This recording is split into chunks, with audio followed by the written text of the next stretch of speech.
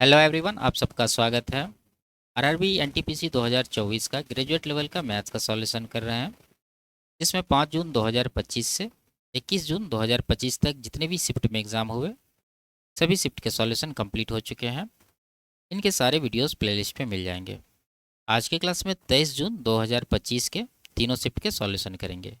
इसमें भी जो सवाल मोस्टली रिपीट हुए थे या फिर जो बहुत ही आसान थे उसको मैंने स्किप कर दिया। ठीक है, और इन सब के सॉल्यूशन पहले कंप्लीट हो चुके हैं। इनके वीडियोज देखने के लिए प्लेलिस्ट विजिट कर सकते हैं, लिंक नीचे डिस्क्रिप्शन में दिया गया है। तो शुरू करते हैं। उससे पहले चैनल पर नए हैं तो चैनल को सब्सक्राइब कर लीजिए। आगे बढ़ते हैं। पहला सवाल है, यदि समान ब्याज दर पर 2 वर्षों का साधारण ब्याज 40 रुपया है और वार्षिक रूप से संयोजित चक्रवृद्धि ब्याज 42 रुपया है तो मूलधन कितना है। ठीक है, देखिए इसमें कह रहा है कि 2 वर्ष में साधारण ब्याज कितना मिल रहा है, 40 रुपया। तो प्रत्येक साल इसको कितना मिलेगा, 20-20 रुपया का। यानी पहला साल साधारण ब्याज इसका 20 रुपया होगा और दूसरा साल भी साधारण ब्याज 20 रुपया होगा। लेकिन चक्रवृद्धि ब्याज इसका कितना है, 42 रुपया। अगर साधारण ब्याज से कंपेयर करेंगे तो ये 2 रुपया ज़्यादा है। ये किस वजह से ज़्यादा है? चक्रवृद्धि ब्याज जब कैलकुलेट होता है तो उस पर क्या होता है, ब्याज पर भी ब्याज कमाया जाता है। तो ये जो 2 रुपया एक्स्ट्रा है वो किस वजह से एक्स्ट्रा है, यहाँ पर जो इसको पहला साल 20 रुपया ब्याज मिला है इस पर भी ब्याज मिला होगा इसको दूसरा साल, वही है ये 2 रुपया एक्स्ट्रा। ठीक है, तो आप देख सकते हैं ये 20 पर 2 रुपया का ब्याज मिल रहा है तो ये कितना है, सीधा सीधा 10% है, या फिर आप 1/10 लिख सकते हैं। तो 10% रेट आपका निकल चुका है। कहने का मतलब है कि 10% का वैल्यू कितना हो जाएगा, 20 रुपया। क्योंकि 20 रुपया इसको प्रत्येक साल ब्याज के रूप में मिल रहा है जो कि मूलधन का 10% होगा। हमसे मूलधन पूछा जा रहा है यानी कि 100% का वैल्यू हमें निकालना है। तो 10 का 20 तो 100 का कितना, 200। 200 रुपया इस सवाल का करेक्ट आंसर होगा। आगे बढ़ते। कार 8 घंटे में 1032 किलोमीटर की दूरी तय करती है। ट्रेन की चाल कार की चाल से दोगुनी है। ट्रेन की 1/3 चाल बाइक की चाल के बराबर है। बाइक 17 घंटे में कितनी दूरी तय करेगी। ठीक है, तो सबसे पहले आपको निकालना होगा बाइक का स्पीड क्या है। तो देखिए कार यहाँ पर 8 घंटे में कितना जा रहा है, 1032। तो दूरी है 1032 किलोमीटर और टाइम है 8। तो 8 से डिवाइड करेंगे तो कार का स्पीड आ जाएगा। और ट्रेन का स्पीड कितना होगा, कह रहा है कि कार के स्पीड का 2 गुना है। तो इसको पहले कटा लेंगे 8 से एक बार में। 8 दूना 16, 8 नौ 72। तो 129 किलोमीटर जो है कार का स्पीड है, तो इसका 2 गुना हो जाएगा ट्रेन का स्पीड, जो कि सवाल में ऐसा कह रहा है। ट्रेन की 1/3 चाल बाइक की चाल के बराबर है। तो बाइक का चाल कितना होगा, ट्रेन का 1/3। तो 129 दूना 258, इसका 1/3 आप निकाल दीजिए, ये हो जाएगा बाइक का स्पीड। और बाइक के स्पीड द्वारा 17 घंटे में कितना दूरी कवर होगा, तो 17 से आप सीधा सीधा यहाँ पर गुना कर दीजिए तो आपको आंसर मिल जाएगा। 3 से ये कट रहा है 8 बार में, और 3 छः के 18, 86। 7 गुना 6 42 आ रहा है। इकाई अंक 2 होगा, ऑप्शन नंबर 4 में है। और यहाँ भी ये दोनों नहीं होगा। ठीक है, अब आप 17 छः के 102 बचा 10, 17 8 136, 10 146 गुना करना भी आसान है, ऑप्शन नंबर 4 में दिया होगा। आगे बढ़ते। यदि ये दिया है तो 10a इंटू सेक ए का मान ज्ञात करना है। ठीक है, तो देखिए कौशेक ए को इस तरफ भेज दीजिए और ये 2 को इस तरफ ले आइए। तो लेफ्ट साइड क्या बनेगा, √2/2, और राइट साइड बनेगा सेक ए बटा कौशेक ए, जिसको लिखेंगे 10a। ठीक है, 10a बराबर साइन ए बटा कौस ए और सेक ए बटा कौशेक ए भी होता है। तो ये हो गया। √2 से इसको काट दीजिए, √2 बार में कट जाएगा, ऊपर 1। तो 10 का वैल्यू 1/√2 आया है। और 10 क्या होता है, p/b, यानी p है आपका 1 और b है आपका √2। तो h कितना होगा, पाइथागोरस से √2 का स्क्वायर 2 + 1 3। तो h हो गया √3। अब ये वैल्यू निकालना तो इसमें रख देंगे। 10 होता है p/b, 10 का वैल्यू आपको ऑलरेडी पता है, यहाँ पर 1/2 आया था, रख देंगे। गुना सेक का बात था, सेक होता है h/b। तो h है √3 और b कितना है, यहाँ पर देखिए √2, तो √2 लेंगे। ऊपर √3 हो गया, नीचे √2 गुना √2, 2 हो जाएगा। तो कुल मिला के √3/2 इस सवाल का करेक्ट आंसर है। आगे बढ़ते। एक अर्धगोलीय कटोरी की त्रिज्या 3.5 सेंटीमीटर है। इसे अंदर और बाहर दोनों तरफ से रंगना है। इसे 17 रुपये प्रति 10 सेंटीमीटर स्क्वायर की दर से रंगने की लागत ज्ञात कीजिए। ठीक है, देखिए कोई जो अर्धगोलाकार कटोरा होगा तो आपको इस तरह से वो दिखेगा। ठीक है, ये इसका त्रिज्या हो जाता है। तो इसको बाहर और अंदर दोनों तरफ से रंगना है। तो एक तरफ का जो इसका एरिया होता है वो क्या होता है 2πr²। अगर आप दोनों तरफ से रंग रहे हैं अंदर और बाहर तो 2 बार लेना होगा 2πr²। तो 2 × 2 × पाई का वैल्यू लेंगे 22/7 × r²। तो r है यहाँ पर 3.5, इसको आप बोल सकते हैं 7/2 स्क्वायर करना, तो 2 बार इसको गुना कर दीजिए। तो ये जो आपको वो टोटल सरफेस एरिया मिला है जिसको रंगना है। अब रेट क्या है देखिए, 17 रुपया 10 सेंटीमीटर स्क्वायर का, यानी कि 10 सेंटीमीटर स्क्वायर जब आप रंगाते हैं तो 17 रुपया खर्च होता है। तो 1 सेंटीमीटर स्क्वायर आप रंगाएंगे तो कितना खर्च होगा, 17/10, इतना रुपया खर्च होगा। आपको रंगना है इतना, तो इसको आप 17/10 से गुना कर दीजिए। तो ये जो कैलकुलेट करके आएगा यही आपका कॉस्ट होगा। ठीक है, तो देखिए 7 कट गया, 2×2 = 4, ये कट जाएगा। और देखिए 22 का 11 बच गया, तो 11 का मल्टीपल आप आंसर लगा सकते हैं। यहाँ पर इकाई अंक का सबका एक ही है, तो 8×5 = 13, यहाँ पर 3। 11 का मल्टीपल नहीं है, ये 12 3, ये भी नहीं है, ये 11 का मल्टीपल है, ये 15 3, ये भी 11 का मल्टीपल नहीं है। तो एक ही ऑप्शन है आपके पास, ये इसका करेक्ट आंसर हो जाएगा। आगे बढ़ते हैं। यदि ये दिया है तो इसका मान ज्ञात करना है। ठीक है, तो देखिए ये सवाल जो है वो गलत है अकॉर्डिंग टू ऑप्शन। सवाल का जो सही रूप है वो क्या है, ये आपसे x + 1/x दिया गया होगा और स्क्वायर में आपसे वैल्यू पूछा गया होगा। ठीक है, तो यहाँ पर x + 1/x 9 है, स्क्वायर में पूछ रहा तो क्या होता है k² - 2। तो 9 का स्क्वायर करेंगे और माइनस का 2, 81 में 2 घटाएंगे 79 आपका ऑप्शन में मैच कर रहा है, ये इसका करेक्ट आंसर होगा। अगर इस पर इसको सॉल्व करते हैं तो आंसर कुछ और ही आता है, हम आपको पिछले शिफ्ट में करके दिखाए थे। ठीक है, आगे बढ़ते। चतुर्भुज PQRS में कोण R और कोण S के समद्विभाजक बिंदु T पर मिलते हैं चतुर्भुज के अंदर। ठीक है, तथा कोण STR 8 डिग्री है। यदि कोण P और कोण Q का अनुपात 7:9 है तो कोण Q और कोण P की माप के बीच कितना अंतर है। ठीक है, देखिए एक चतुर्भुज बना लेंगे, किसी भी तरह का चतुर्भुज आप बना सकते हैं। मान लीजिए कि ये वो चतुर्भुज है जिसके बारे में बात कर रहा है, इसका नाम है PQRS। ठीक है, तो कोण R और S के समद्विभाजक T पर मिलते हैं। तो कोण S का समद्विभाजक मान लीजिए कि इस तरह से ये जा रहा है और कोण R का समद्विभाजक इस तरह से ये जा रहा है और इस बिंदु पर मिला है, इसका नाम क्या है, इसका नाम T है। ठीक है, इसमें दिया है कि कोण STR 8 डिग्री है। तो STR ये वाला जो कोण है ये कितना है, 8 डिग्री है। यदि कोण P और Q का अनुपात 7:9 है, ये P और Q इन दोनों का रेशियो कितना है, 7:9। ये 7 यूनिट है तो ये कितना है, 9 यूनिट है। तो Q और P के बीच के माप के बीच अंतर कितना है। तो देखिए इसमें क्या होता है, हम आपको कई बार बताए हैं कि ये जो कोण निकालते हैं, अगर इन दोनों कोण के समद्विभाजक कहीं मिलते हैं तो इस तरह का जो कोण बनता है उसको निकालने के लिए अपोजिट एंगल के योग का आधा करते हैं। तो कोण P + कोण Q बट्टा 2 = 8 डिग्री होगा और इन दोनों का रेशियो दिया है। ठीक है, P और Q का रेशियो आपके पास 7 और 9। अगर हम लोग इस रेशियो से निकालें STR तो कितना होगा, दोनों को जोड़ के यानी 16 को 2 से डिवाइड करना होगा, कितना आ जाएगा 8। जबकि यहाँ भी 8 डिग्री ही दिया है तो 8 यूनिट का वैल्यू 8 डिग्री हो जाएगा। हमसे क्या पूछ रहा है, Q और P का अंतर। तो Q और P का अंतर कितना है, देखिए 7 और 9 का अंतर है 2 यूनिट, तो 2 यूनिट का वैल्यू आपको निकालना है। तो 8 का 8 तो 2 का 2 डिग्री हो जाएगा, ऑप्शन नंबर 1 में दिया हुआ है। आगे बढ़ते, गुणनखंड विधि द्वारा समीकरण ये दिया है, इसके मूल ज्ञात करने। ठीक है, देखिए विधि कोई भी हो, हमें मूल निकालना है और आंसर लगाना, तो निकाल लेंगे। तो बीच वाला पद को इस तरह से तोड़ेंगे, गुना करने के बाद 5 दूना 10 हो जाए और जोड़ने या घटाने के बाद -11 हो जाए। तो आप कहेंगे -10 और -1। ठीक है, -10 -1 -11 गुना करेंगे तो प्लस में 10 आएगा। लेकिन ये आपका आंसर नहीं है, इसमें क्या करना होता है, ये जो x² का गुणांक है 5, इससे डिवाइड भी करना होता है दोनों को और चिन्ह बदलना होता है। तो इसको काटेंगे 2 बार में कटेगा, ये नहीं कटेगा। तो चिन्ह बदलेंगे तो क्या होगा, ये माइनस का 2 आया तो प्लस में 2 हो जाएगा और ये माइनस का 1/5 है तो प्लस में 1/5 हो जाएगा। तो x के ये दोनों वैल्यू हैं, ऑप्शन नंबर 3 में दिया हुआ है। आगे बढ़ते,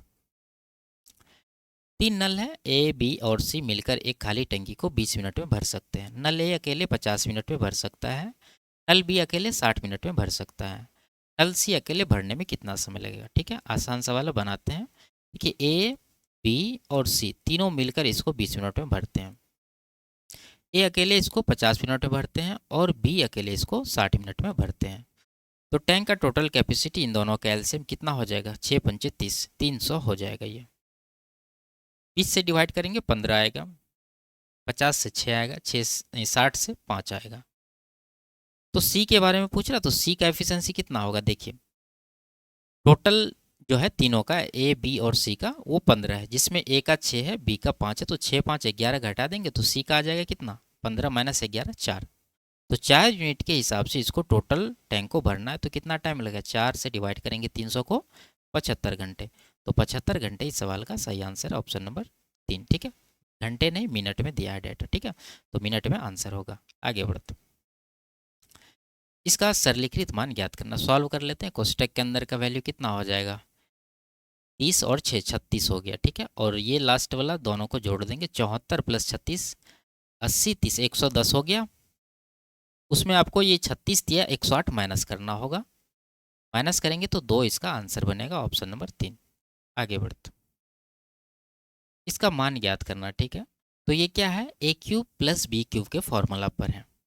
यहाँ पर इकाई अंक से भी नहीं होगा, क्योंकि यहाँ 2 ऑप्शन का इकाई अंक 1 है और यहाँ भी दोनों का 1 है, और डिजिटल सम सबका 1 ही है, तो उससे भी नहीं होगा, तो कैलकुलेट आपको करना ही पड़ेगा।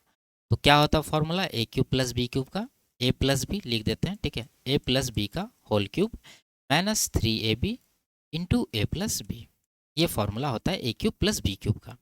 वैल्यू आपको रखना है ए प्लस बी, यानी इन दोनों को जोड़कर जोड़ेंगे तो 1 हो जाएगा, तो 1 का क्यूब 1 हो गया, माइनस 3ab, 3 इंटू ए कितना है 0.54, तो 0.54 गुना बी कितना है 0.46 इंटू ए प्लस बी, तो फिर से जोड़ के देंगे तो 1 ही हो जाएगा। तो कुल मिला के इसको कैलकुलेट करना है, तो 1 माइनस ये गुना करिए 54 तिया कितना हो जाएगा, ये 150 प्लस 12 162, और 2 अंक के पहले पॉइंट है तो यहाँ पर आ जाएगा गुना 0.46, इसको करना है, ठीक है।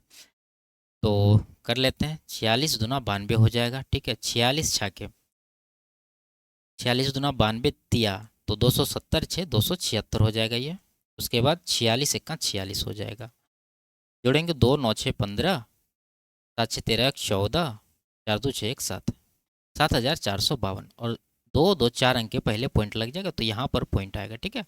तो 1 माइनस 0.7452 करना है, तो कितना हो जाएगा, देखिए 1 के बाद पॉइंट दे के आप 4 जीरो लगा सकते हैं घटाने के लिए, आपको सीधा सीधा दिखेगा। तो 10 में से 2 घटेगा 8, यहाँ पर 9 में से 5 घटा 4, 9 में से 4 घटा 5, और 9 में से 7 घटा 2, तो 0.2548 इसका करेक्ट आंसर ऑप्शन नंबर 2 में दिया हुआ है, ठीक है। आगे बढ़ते, कह रहा है कि 1/20 1/30 का कितना प्रतिशत है, ठीक है।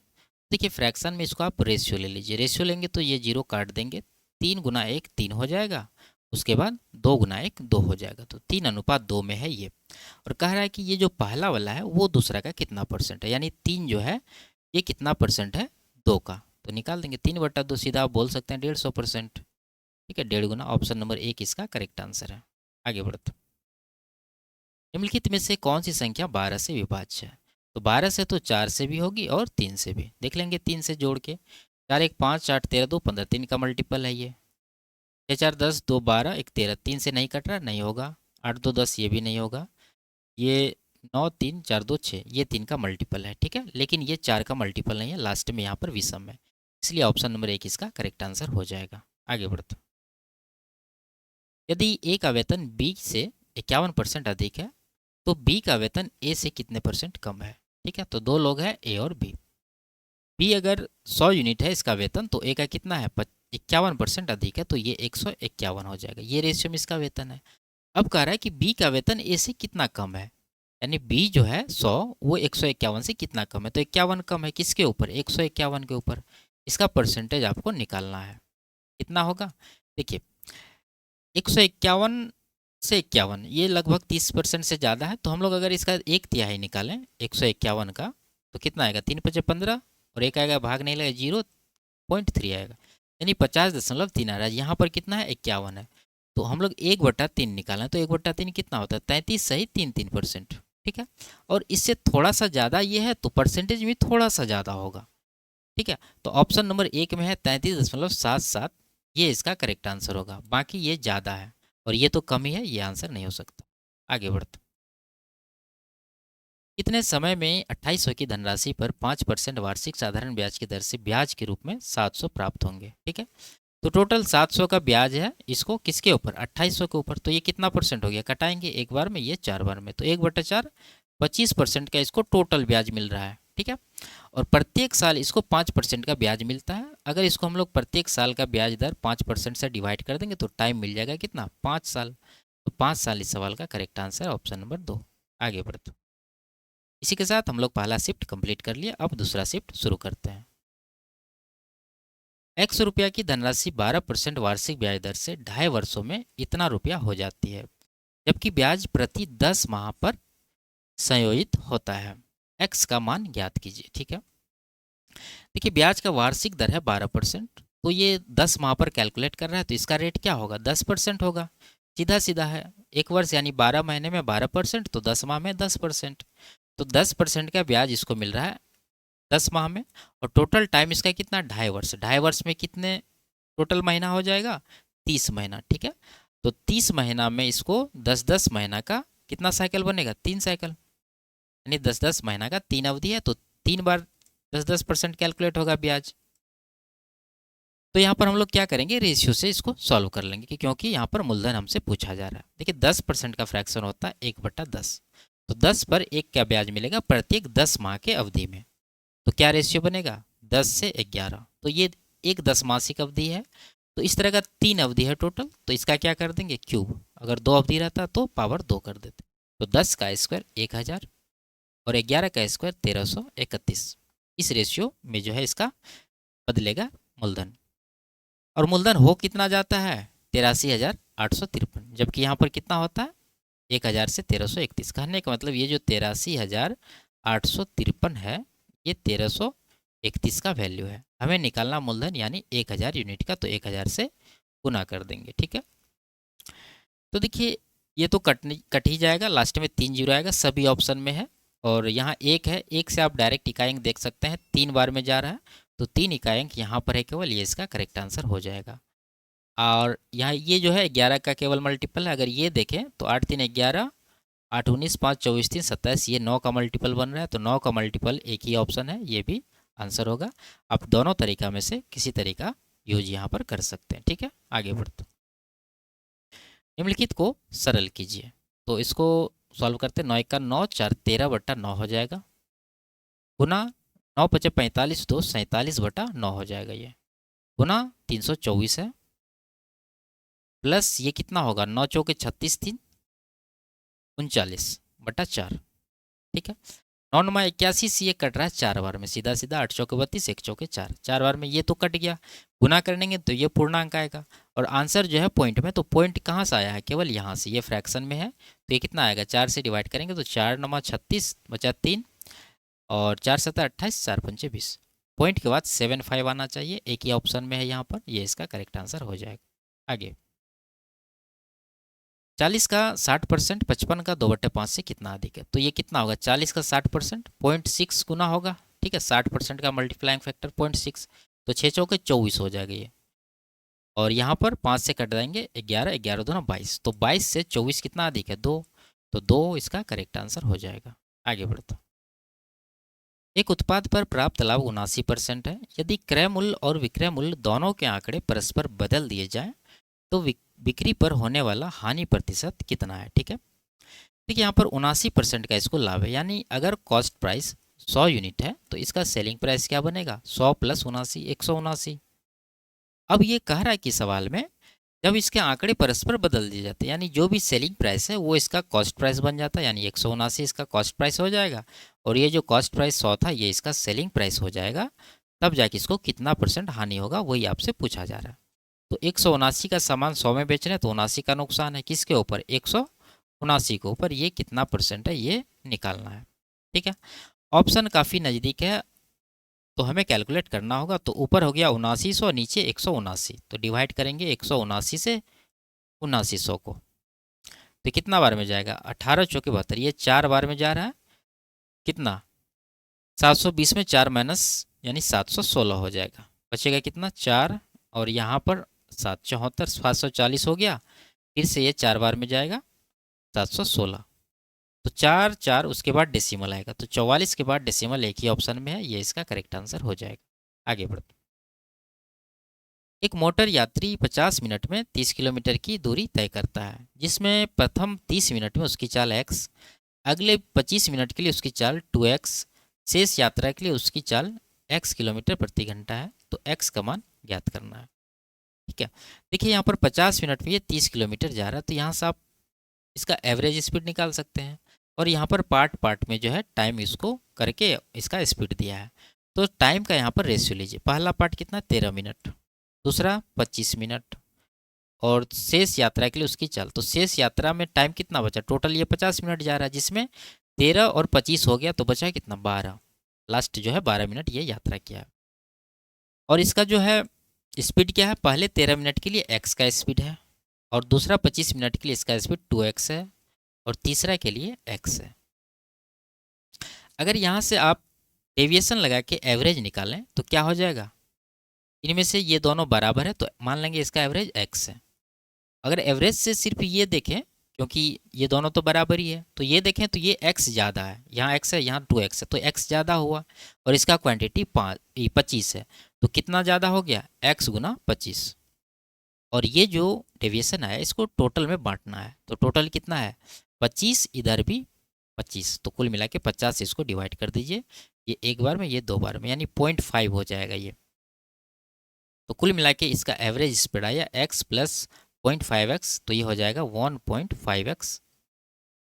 अगर यहाँ पर देखें कितना हो जाएगा इसका स्पीड, 30 किलोमीटर जा रहा है 50 मिनट में, तो इसका स्पीड हो जाएगा 30/50, लेकिन 50 मिनट में, तो इसको 60 से डिवाइड करेंगे तो 60 कुल मिला के ऊपर चला जाएगा। तो ये जो है एवरेज स्पीड दोनों कंडीशन का बराबर कर दीजिए, और आप यहाँ से x का वैल्यू निकाल लीजिए।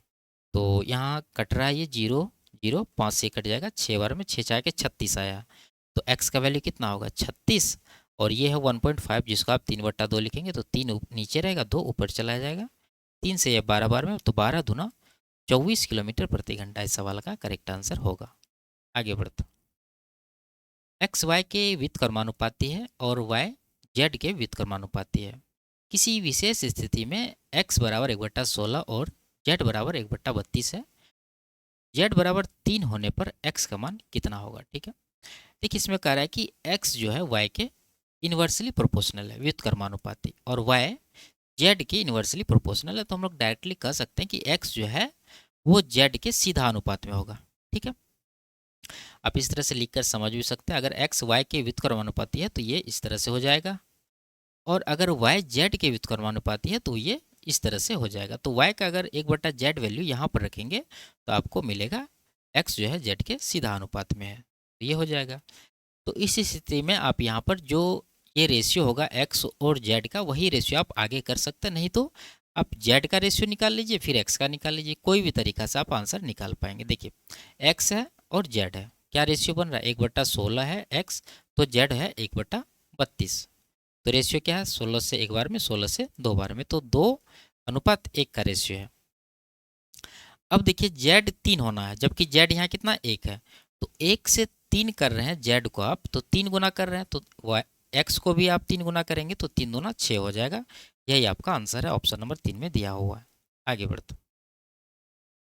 यदि a² प्लस b² 90 है और ए बी 27 है तो इसका मान ज्ञात कीजिए। ठीक है, देखिए 27 मतलब 9 या 27, देखेंगे 9 3 पर ये सेटिस्फाई कर रहा है कि नहीं कर रहा है। 9 का स्क्वायर 81, 3 का स्क्वायर 9, 81 9 90 हो रहा है, इसका मतलब ए का वैल्यू 9 और बी का वैल्यू 3 है, तो यहाँ पर रख दीजिए प्लस बी, यानी 9 + 3 12 ऊपर हो जाएगा, नीचे 9 - 3 यानी कि 6 हो जाएगा, कटा देंगे 2 बार में, तो 2 इसका आंसर है, ऑप्शन नंबर 3। आगे इसका सरलीकृत मान ज्ञात करना। ठीक है, देखिए लंबा सवाल है, इसको सॉल्व करना होगा। यहाँ है बड़ी कोष्टक यहाँ से यहाँ तक, और ये अलग है, और ये गुना है, यहाँ माइनस है, तो पहले ये करना होगा आपको, लिख देंगे शुरू वाला 48 माइनस, उसके बाद ब्रैकेट में -18 गुना है। ठीक है, ये कोष्टक के अंदर का वैल्यू कितना, सबको जोड़ना होगा, चिन्ह माइनस का लगाना होगा, तो 7 6 13 9 22 220, इधर 4 224 हो गया माइनस का। ठीक है, उसके बाद भाग है, तो नीचे आएगा, जो भी आएगा सॉल्व करने के बाद कितना आएगा, गुना करेंगे, 9 × 54 आया, प्लस में 54 में 2 जोड़ेंगे 56 आएगा, 56 गुना 8 करना है तो कितना हो जाएगा, लिख देंगे डायरेक्ट यहाँ पर 8 गुना 56। बस इसको सॉल्व करना है। तो देखिए 56 से ये 4 बार में कट रहा है, माइनस आपका रह जाएगा, ठीक है। 4 से इसको काटेंगे 2 बार में और 2 से इसको काटेंगे 9 बार में। तो कुल मिला के ये माइनस माइनस प्लस में 9 हो गया, यहाँ आगे माइनस है तो कुल मिला के 48 माइनस का 9, 39 इसका आंसर बनेगा, ऑप्शन नंबर 4 में दिया हुआ है। आगे इसको सरल करना है, ठीक है। तो देखिए यहाँ कॉट थीटा है और यहाँ पर कॉसेक थीटा +1 है, तो हम लोग क्या करेंगे, इसको पलट देंगे। पलटने के बाद क्या होगा, ये माइनस में हो जाएगा, यानी ऊपर हो जाएगा कॉसेक थीटा -1 और नीचे आ जाएगा कॉट थीटा, ठीक है। सिर्फ इसका आपको चिन्ह बदल देना है, उसके बाद प्लस दूसरा वैल्यू जो भी है वो लिख देंगे। अब देखिए दोनों जगह कॉट थीटा हो गया, अब जोड़ना बिल्कुल आसान है। और ये किस तरीका से होता है हम आपको पहले कई बार बताए हैं, लिखते हैं, देखिए एक बार समझ लीजिए। कॉसेक स्क्वायर थीटा माइनस का 1 बराबर होता है कॉट स्क्वायर थीटा, ठीक है। इसको तोड़िए, ए स्क्वायर माइनस बी स्क्वायर पर, तो ये क्या बनेगा, कॉसेक थीटा -1, उसके बाद कॉसेक थीटा प्लस का 1 बराबर right side cot theta into cot theta, ठीक है। अब एक को इस तरफ भेज दीजिए, उधर से एक को ले आइए, तो यहाँ पर हो जाएगा कॉसेक थीटा माइनस का 1 बटा कॉट थीटा, और राइट साइड हो जाएगा कॉट थीटा जो ऑलरेडी है यहाँ पर, क्या कॉट थीटा, और नीचे हो जाएगा ये कॉसेक +1, ठीक। अब देख रहे हैं कि ये जो रिलेशन आया आपके पास, ये आपको याद रखना, ये टेन और सेक में भी होता है, साइन और कॉस में भी होता है। ये आगे देखिए यहाँ पर माइनस है, तो पलटने के बाद ये माइनस प्लस में हो गया और कॉट जो है ऊपर चला गया, ठीक है। वही चीज़ यहाँ पर किए हैं, इसको सॉल्व करिए तो एलसीएम तो कॉट ही आ जाएगा, कॉट थीटा ऊपर डायरेक्ट जोड़ दीजिए, तो ये +1 -1 कट जाएगा, क्या बचेगा 2 कॉसेक थीटा, ठीक है। और कॉट को क्या लिखते हैं, पहले ऊपर वाला लिख दीजिए 2 कॉसेक, और नीचे कॉट थीटा बराबर हो जाएगा कॉसेक थीटा बटा सेक थीटा, तो कॉसेक थीटा नीचे रहेगा और सेक थीटा ऊपर चला जाएगा, तो कॉसेक कॉसेक कट जाएगा, कुल मिला के 2 सेक थीटा इसका आंसर बनेगा, ऑप्शन नंबर 2 में दिया हुआ है। आगे बढ़ते, एक बेलन का आयतन और ऊंचाई क्रमशः ये दिया हुआ है, बेलन की त्रिज्या ज्ञात कीजिए, ठीक है। देखिए आयतन दे रखा है तो आयतन का फॉर्मूला लगा देंगे। बेलन का आयतन क्या होता है, πr²h, पाई का वैल्यू कह रहा है 22/7 ले लेंगे, इंटू r², r निकालना है तो r का स्क्वायर लिख देते हैं, इंटू h दे रखा है 2.2 बराबर आयतन कर देंगे, आयतन कितना है 8470, 8470।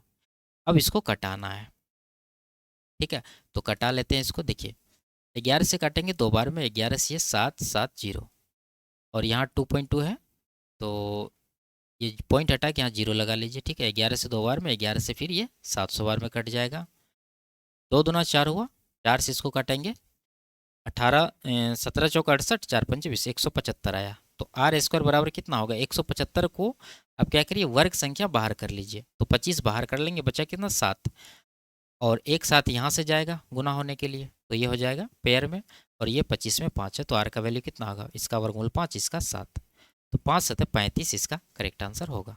आगे ए और बी मिलकर किसी कार्य को 2 दिन में पूरा कर सकते हैं, यदि ए अकेले 38 दिन में कर सकता है तो बी अकेले उसी काम का 9 गुना कितने दिन में पूरा कर सकता है, ठीक है। आसान सवाल है, कर ही लेते हैं। देखिए ए प्लस बी मिलकर करते हैं कितने दिन में, 2 दिन में, और केवल ए करते हैं इसको 38 दिन में, टोटल वर्क दोनों का एलसीएम 38 हो जाएगा, 2 से 19 बार में जाएगा, 38 से 1 बार में जाएगा। ए प्लस बी 19 है, केवल ए 1 है, तो बी का कितना होगा, 19 माइनस 1 18 हो जाएगा।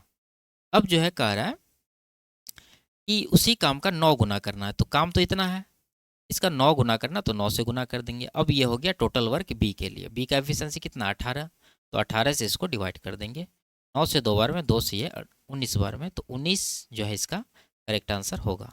आगे 8 संख्याओं का औसत 80 है, यदि सबसे छोटी संख्या संख्याओं के योग के 1/16 के बराबर है तो सबसे छोटी संख्या का मान ज्ञात कीजिए, ठीक है।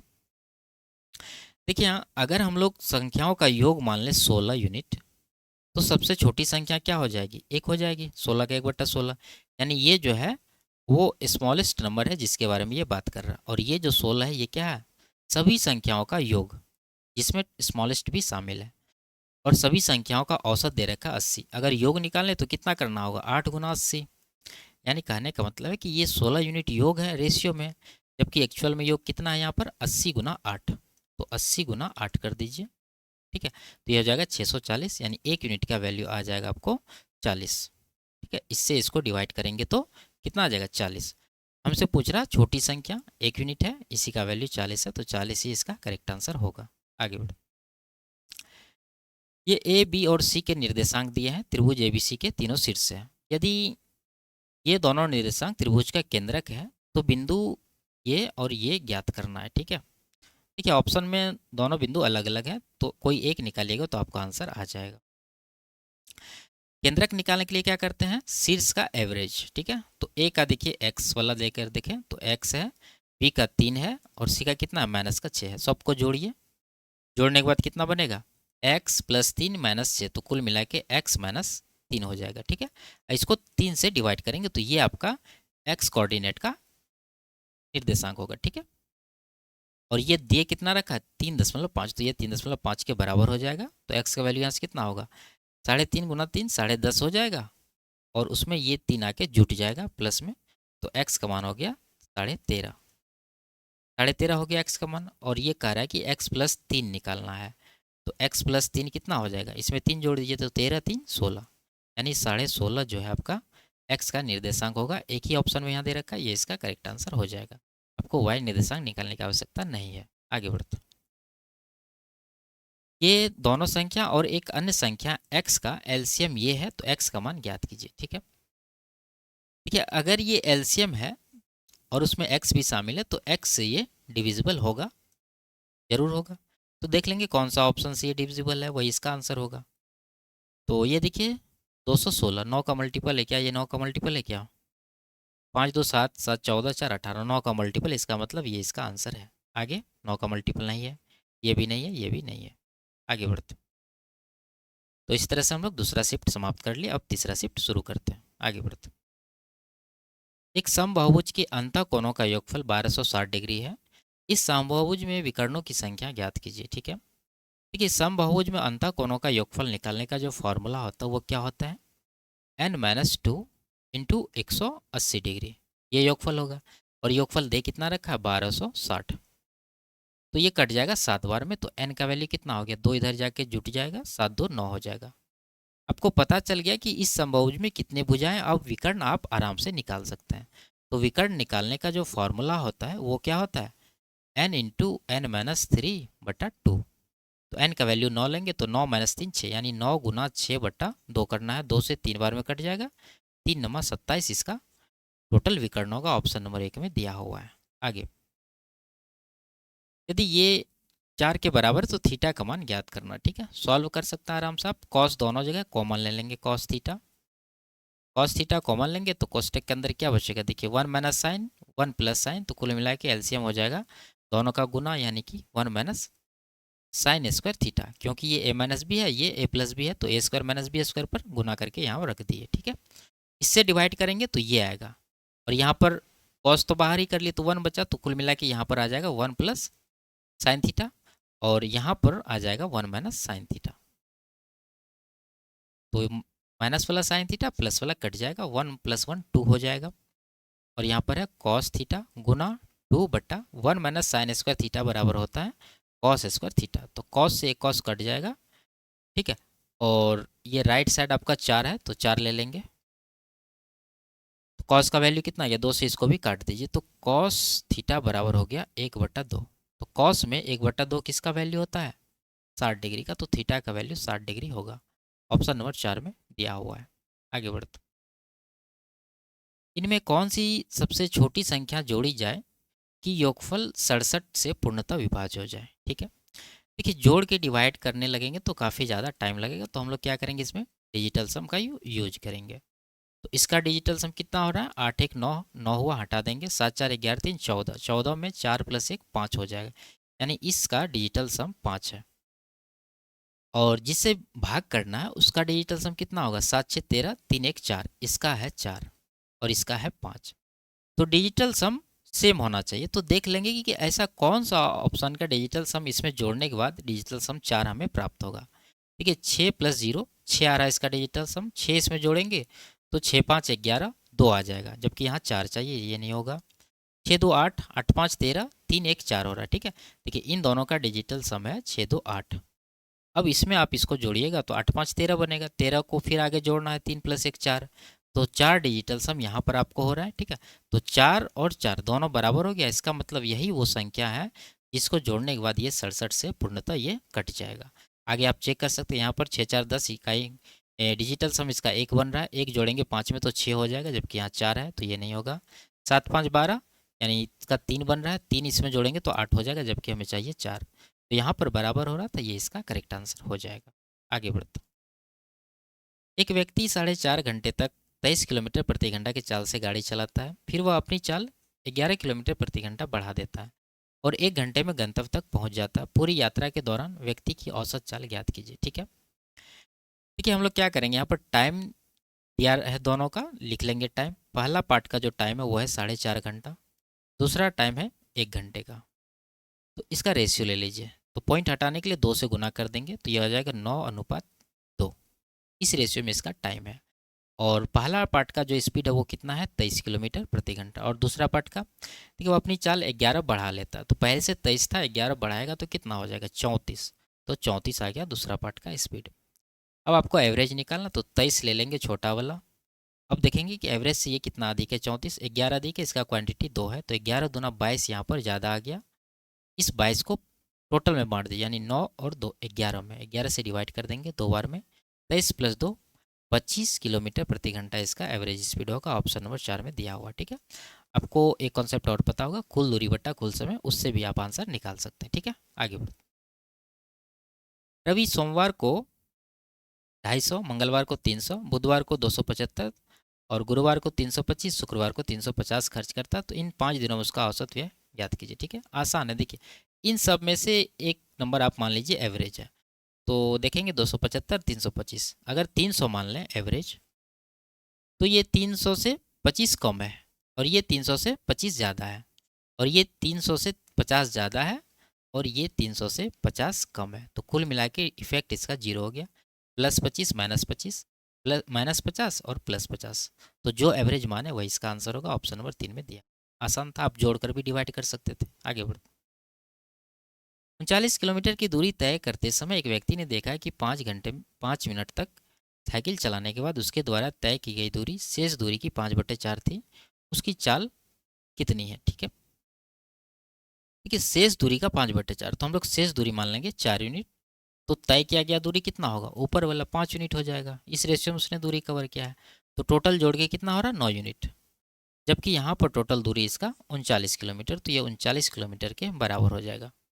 क्योंकि आपको चाल निकालना, तो इसके लिए आपको ये जो है पहला पार्ट का दूरी जो तय किया है वो निकालना होगा, और टाइम आपको दे रखा है, तो 9 का इतना है तो 1 का कितना हो जाएगा, 1 का नहीं निकालेंगे हम लोग, 5 का निकालेंगे, तो पहले 1 का निकालना होगा, उसके लिए 39/9 करना होगा, और 5 का निकालने के लिए 5 से गुना करना होगा, ठीक है। तो हम लोग 5 का निकाल दी डायरेक्ट, 3 से 3 बार में, 3 से 13 बार में, तो 13 × 5 = 65/3 आ गया। कितना किलोमीटर दूरी गया है, कितना देर में, 5 घंटा 5 मिनट, तो ये 5 घंटा 5 मिनट क्या है, 5 मिनट को आप 1/12 बोल सकते हैं, ठीक है। 60 से जब इसको डिवाइड करेंगे तो 1/12 आएगा, तो 5 + 1/12, 12 पंजे 60 के 61/12 घंटा। तो स्पीड निकाल रहे हैं हम लोग, दूरी जो कि आया है 65/3, और टाइम है कितना, 61/12, तो 61/12, तो कुल मिला के ये कैसे हो जाएगा, इसे लिख दीजिए पहले, तो ये हो जाएगा 65/3, 12 ऊपर चला जाएगा, 61 नीचे, तो ये कैलकुलेट करना, 3 चौके 65 × 4 करेंगे कितना होगा, 130 दूना 260, उसको 61 से डिवाइड करना है, 61 से 4 बार में जाएगा, ठीक है, 244, उसके बाद डेसिमल आएगा, तो 4 के बाद डेसिमल यहाँ है, ये इसका करेक्ट आंसर होगा। आगे, यदि ये दिया है इसका मान ज्ञात करें, ठीक है। तो सवाल का जो है सही रूप ये है, x + 1/x 33, इसका स्क्वायर में निकालना, तो क्या करेंगे, 33 का स्क्वायर जो कि होता है 1089, उसमें 2 माइनस करेंगे तो 1087 आपका आंसर दिया हुआ, ऑप्शन नंबर 2 में। आगे, एक टैंक को 2 पाइप सी और डी द्वारा क्रमशः 60 मिनट और 40 मिनट में भरा जा सकता है। यदि आधे समय के लिए डी का उपयोग किया जाए और शेष आधे समय के लिए सी और डी मिलकर टैंक को भरे, तो खाली अवस्था से टैंक को भरने में कितना समय लगेगा, ठीक है। तो पहले सी और डी का एफिशिएंसी निकाल लीजिए, सी भरते हैं 60 मिनट में, और डी भरते हैं इसको 40 मिनट में। टोटल कैपेसिटी इन दोनों का एलसीएम 120 हो जाएगा। 60 दूना 40 दिया। ठीक है, अब देखिए ये आधा आधा समय चला है, तो हम लोग क्या करेंगे, आधा आधा चला तो इसका 2 गुना मान लेंगे टोटल टाइम। तो मान लेते हैं 2t जो है टोटल इसको टाइम लग रहा है, तो इसका आधा t हो जाएगा।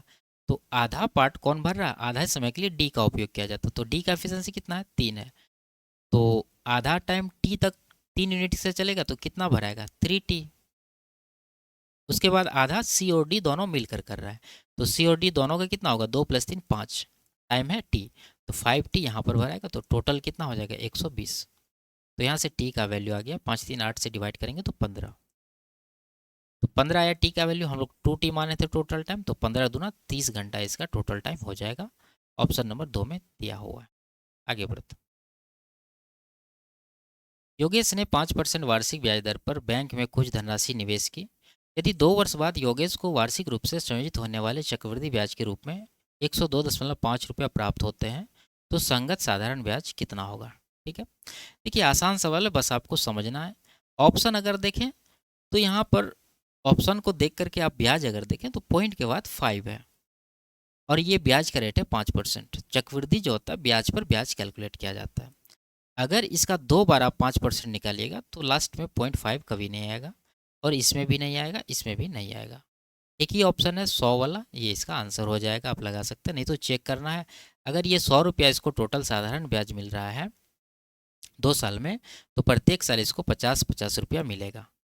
अगर 50-50 2 साल में साधारण ब्याज मिला और यहाँ 102.5 है, 2.5 रुपया ज़्यादा है, तो 2.5 रुपया इसको ब्याज पर ब्याज मिला होगा। ठीक है, तो देख लेंगे हम लोग, क्या ये 5% है, 50 का 5% है, ये 2.5 एकदम है, इसका मतलब ये एकदम करेक्ट है, 100 ही इसका आंसर होगा। ठीक है, आगे बढ़ते हैं। यदि x बराबर 5 है और y बराबर -5 है, तो इसका मान ज्ञात करना। ठीक है, देखिए ये क्या है, इसको अगर थोड़ा सा आप लिखिएगा समझने के लिए, तो ये 4x का होल क्यूब है, 64x क्यूब, 27y क्यूब, ये क्या है 3y का होल क्यूब है, और ये आगे इसी तरह से आएगा। तो आप देख रहे हैं कि ये a cube plus b cube का फॉर्म बन रहा है, तो इसको आप सीधा सीधा लिख सकते हैं, ये जो है 4x प्लस 3y का होल क्यूब है। अगर आप इसको खोलेंगे तो आपको ये वाला पूरा वैल्यू यहाँ से यहाँ तक मिल जाएगा। तो आपको यहाँ पर x और y का वैल्यू रख के कैलकुलेट करके आंसर लगाना है। देखिए 5 दोनों में है, तो 5 हम लोग बाहर रख लेंगे, अंदर बच जाएगा 4 - 3, क्योंकि y जो है माइनस में, इसलिए यहाँ पर बीच में माइनस हो जाएगा, तो 4 - 3 और इसका होल क्यूब। ठीक है, तो 5 का 5, 5 का क्यूब 125 इसका आंसर हो जाएगा, ऑप्शन नंबर 4 में दिया हुआ है। अगर आप इस तरह से नहीं समझ पा रहे हैं तो आप यहाँ पर 5 रख दीजिए और यहाँ पर -5 रख दीजिए, फिर आगे जोड़ के कैलकुलेट कर लीजिए। ठीक है, आगे बढ़ते, एक बेलन का संपूर्ण पृष्ठीय क्षेत्रफल ये है, इसकी त्रिज्या 7 सेंटीमीटर है, बेलन का आयतन ज्ञात कीजिए। ठीक है, और कह रहा है कि पाई का 22/7 यूज करना, तो 11 का मल्टीपल जो है आंसर होगा। ये नहीं है, ये नहीं है, ये है, ये नहीं है, ऑप्शन नंबर 3 इसका आंसर होगा। आपको निकालना है फॉर्मूला बेस से, आप संपूर्ण पृष्ठीय क्षेत्रफल का फॉर्मूला लगा के यहाँ से h का वैल्यू निकाल लीजिए, फिर आपके पास r पहले से है, आयतन का फॉर्मूला लगा के आयतन निकाल लीजिए। आगे बढ़ते, चतुर्भुज क्यू आर एस टी में q 52 डिग्री, r 44 डिग्री, कोण s तथा t के समद्विभाजक e पर मिलते हैं, कोण टी ई एस की माप कितनी है। ठीक है, इस तरह के सवाल हम आपको अभी बता चुके हैं पिछले शिफ्ट में। देखिए इस तरह का कोई एक चतुर्भुज हम लोग बना लेंगे, और इसका नाम क्या है, क्यू आर एस टी। ठीक है, क्यू आर एस टी। इसमें क्या कह रहा है कि कोण एस तथा टी के समद्विभाजक, तो एस यहाँ टी यहाँ, तो इन दोनों के समद्विभाजक मान लीजिए इस बिंदु पर मिल गए, इसका नाम क्या है, ई है। ये क्या है, कौन समद्विभाजक है, और टी ई एस की माप ज्ञात करना। टी ई एस ये वैल्यू आपको निकालना, मान लीजिए थीटा, और दिया है क्या, क्यू दिया है 52 और आर दिया है 44, तो ये वैल्यू क्या होता है, इन दोनों का एवरेज।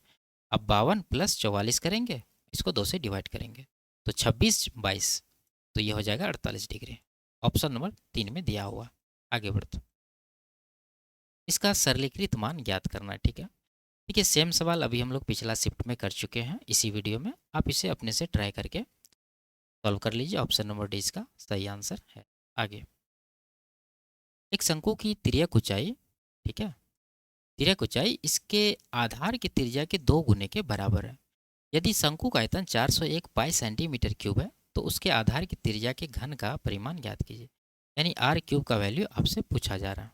ठीक है, तो देखिए यहाँ पर त्रिज्या का 2 गुना इसका एल है।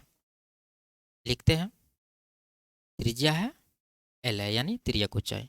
त्रिज्या अगर 1 यूनिट मान लें तो इसका 2 गुना कर रहा है तिर्यक ऊंचाई, तो 2 हो जाएगा, इस रेशियो में है। अगर यहाँ पर इसी से हम लोग एच निकालें तो आर एल एच ये क्या होता है, पाइथागोरस ट्रिपलेट के में होता है। तो ये 1 है, ये 2 है, तो ये कितना हो जाएगा, ये √3 हो जाएगा।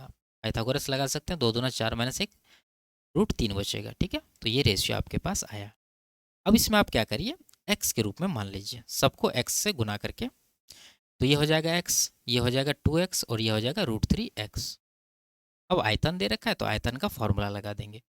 तो शंकु का जो आयतन होता है 1/3 पाई, पाई का पाई ही रहने देंगे क्योंकि आयतन पाई में दिया है। आर स्क्वायर, आर है एक्स, एक्स का स्क्वायर हो जाएगा इंटू एच, एच कितना है √3x बराबर 401 पाई।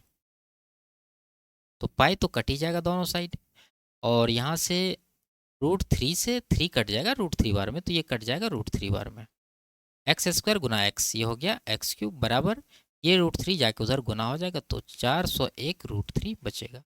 यही आपका आंसर है, यही आपसे पूछा जा रहा था, ऑप्शन नंबर 3 में दिया है। आगे समीकरण ये है, इसके मूलों का गुणनफल कितना है। ठीक है, तो ये क्या है, ये त्रिघाती इक्वेशन है, यानी कि इसको क्यूबिक इक्वेशन कहते हैं। इसका जो मूलों का गुणनफल होता है यानी अल्फ़ा बीटा गामा, अगर अल्फ़ा बीटा गामा इनके मूल है तो ये माइनस का d/a। तो d कौन सा है, d देखिए k है, तो ये माइनस में आ जाएगा, और a क्या है, एक्स क्यूब का गुणांक, ये है k, तो k कट जाएगा, कुल मिला के -1, इसका आंसर बनेगा ऑप्शन नंबर 4। और इसमें मूलों का योगफल क्या होता है, अल्फ़ा बीटा और गामा, ये होता है माइनस का b/a। और दो का गुणनफल alpha beta plus beta gamma plus gamma alpha, ये हो जाता है c/a। ये तीनों आप याद रखिए। आगे तो ये लास्ट सवाल था। वीडियो आपको कैसी लगी कमेंट में ज़रूर बताइए। अच्छी लगी तो वीडियो को लाइक शेयर और चैनल को सब्सक्राइब कर दीजिए। फिर मिलते हैं अगले क्लास में, तब तक के लिए बाय बाय, टेक केयर।